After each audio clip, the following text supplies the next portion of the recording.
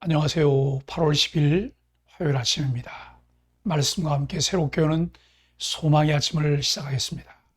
케이 스트릿은 하나님이 교회 가신 구원은 단지 생존이 아니라 풍성한 생명이다라고 이야기합니다. 출애굽기 3장 13절로 22절까지 말씀을 본문으로 우리는 여호와 하나님, 나는 스스로 있는 자이니라 라고 하는 주제로 함께 은혜를 나누기를 원합니다. 하나님은 모세에게 이스라엘 자손에게 가서 스스로 있는 자가 보내셨고 애굽에서 인도해 내실 것이라 전하라고 하십니다. 또 장로들과 함께 애굽 왕에게 가서 하나님께 제사 드리도록 광야로 가게 해달라고 청하라 하십니다. 그러나 애굽 왕은 하나님이 여러 이적으로 치신 후에야 그들을 보내게 됩니다. 하나님은 모세를 부르시고 총 5차례의 대화를 나누십니다. 본문은 두 번째 대화로 모세가 하나님의 이름을 묻습니다. 모세의 이러한 행동은 하나님의 부르심에 어떻게 하든 거절하기 위한 구실을 찾는 행위입니다. 하나님의 이름을 아는 것은 그 이상의 의미가 있습니다. 하나님의 이름을 안다는 것은 어떤 의미일까요? 하나님은 모세를 부르시고 총 5차례 대화를 나누십니다. 본문은 두 번째 대화로 모세가 하나님의 이름을 묻습니다. 모세의 이런 행동은 하나님의 부르심에 어떻게 하든 거절하기 위한 구실을 찾는 행위입니다. 하나님의 이름을 아는 것은 그 이상의 의미가 있습니다. 하나님의 이름을 안다는 것은 어떤 의미일까요? 하나님이 어떤 분이신지 아는 것이 신앙과 사역의 핵심입니다. 모세의 두 번째 소명 거부와 그에 대한 하나님의 응답이 이어집니다. 모세는 자신과 함께 하시는 하나님의 정체가 무엇인지 묻습니다. 하나님은 나는 스스로 있는 자니라 라고 대답하십니다. 이 말의 히브리어 표현이 여호와라는 하나님 이름의 바탕입니다. 스스로 있는 자라는 히브리어와 여호와라는 이름의 의미는 신비여서 다 파악하기 힘들지만 문맥상 이스라엘 백성이 조상 때부터 섬기던 그 하나님이요 이스라엘을 반드시 구원해내실 분임을 의미하는 것은 분명합니다. 하나님의 이름 여호와는 스스로 있는 자라는 뜻입니다. 하나님은 지음받지 않은 자존자, 외부의 공급이 필요하지 않은 자족자십니다. 여호와라는 이름에는 있게 할 것을 있게 하시는 분이라는 뜻도 있습니다. 하나님은 있어야겠다고 뜻하시면 반드시 이루시는 분이십니다. 빛이 있으라 하시면 빛이 생깁니다. 하나님 앞에서 내게 없는 것은 문제가 되지 않습니다. 필요한 것은 하나님 뜻이 이루어지기를 바라는 믿음입니다. 자기 백성의 고난당함을 보신 하나님은 그들을 약속의 땅으로 인도하실 것을 말씀하십니다. 이 출애굽의 하나님은 우리 삶의 문제도 해결하실 전능한 구원자입니다. 하나님 이름을 묻는 모세에게 하나님은 어떤 답변을 주셨나요? 하나님 이름에 담긴 그분의 성품과 능력이 내 인생에 어떤 영향을 끼치나요? 하나님은 사명을 주시면서 장밋빛 희망만 주시지 않고 감내할 어려움도 미리 알려주십니다. 하나님은 이스라엘의 구원이 순조롭게 이루어지지 않고 바로의 저항에 부딪힐 것을 모세에게 알려주십니다. 하나님이 강한 손으로 여러 가지 이적을 나타내 애굽을 벌하신 후에야 구원은 성취됩니다. 이런 굴곡을 통해 이스라엘 사람들은 애굽 사람들로부터 많은 재물을 얻게 됩니다.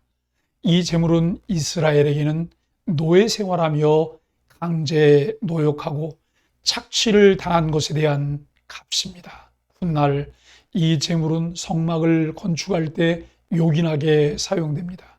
하나님이 역사하시는 방법은 인간의 생각을 초월합니다.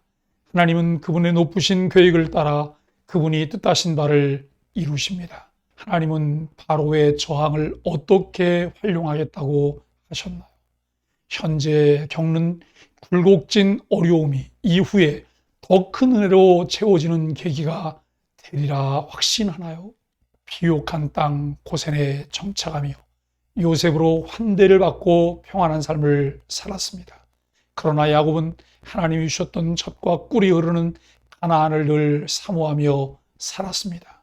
그러나 그의 후손들은 하나님의 약속으로부터 멀어져 갑니다. 하나님의 약속을 잊고 고센 땅에서 생활하던 그들에게 강제 노역과 고역이라는 시련이 찾아오고 견디기 어려워졌을 때 비로소 하나님을 찾으며 기도합니다. 하나님은 그들을 위해 구원자를 준비하셨을 뿐만 아니라 이스라엘을 방문하여 그 백성이 애굽에서 당한 일을 확실히 보았다고 말씀하십니다. 그 하나님께서 구원자로 모세를 사용하길 원하시지만 모세는 거절할 방법만 찾는 것으로 보입니다. 그러나 하나님은 이미 모든 것을 알고 계십니다.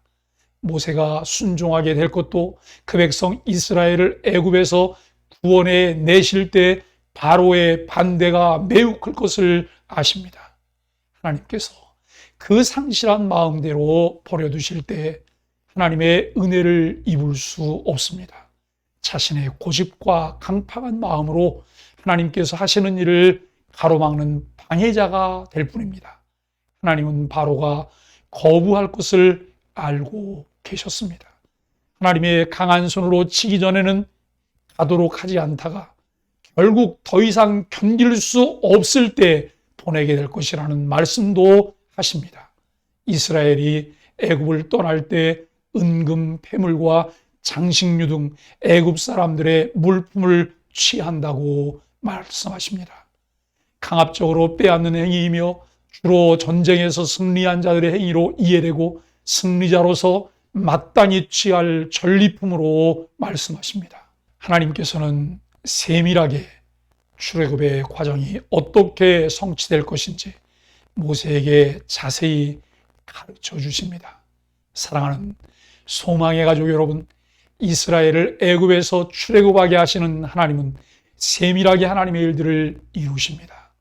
예레미야 선지자는 예레미야 33장 2절 3절에서 이 일을 행하시는 여호와, 그것을 만들며 성취하시는 여호와, 그의 이름을 여호와라 하시는 이가 너는 내게 부르짖으라. 내가 내게 응답하겠고 내가 알지 못하는 그곳 비밀한 일을 내게 보이리라고 말씀하십니다. 여호와 하나님이 누구신지를 알며 신뢰하고 사랑하여 그의 말씀을 따르는 모든 소망의 가족들이 되기를 예수 그리스도의 이름으로 간절히 축복합니다. 함께 기도하겠습니다. 하나님을 경외함을 잃지 않도록 하나님이 어떤 분인지 우리 마음 깊이 새겨 주옵소서. 영원하신 자존자, 전능하신 구원자와 동행하는 복을 늘 사모하며 누리기 원합니다. 우리의 삶에서 장애물을 만날 때마다 전능하신 하나님이 베푸실 기이한 구원의 은혜를 사모하고 기대하게 하여 주옵소서.